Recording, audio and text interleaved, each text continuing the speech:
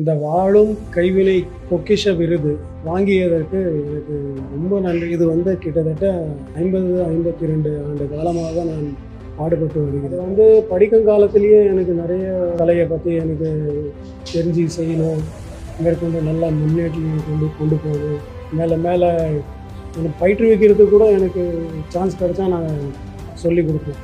இதை போன்ற கைவினை தயாரிக்கும் கைவினை கலைஞர்களுக்கு இதை போன்ற விருதுகள் கொடுத்து எங்களை பெருமைப்படுத்தி கொண்டு இருக்கிறது. அதனால் இன்னும் மேலும் மேலும் பெருமைப்படுறதுக்கு இன்னும் நிறைய பேர் இதே மாதிரி அவார்டு வாங்கணும்.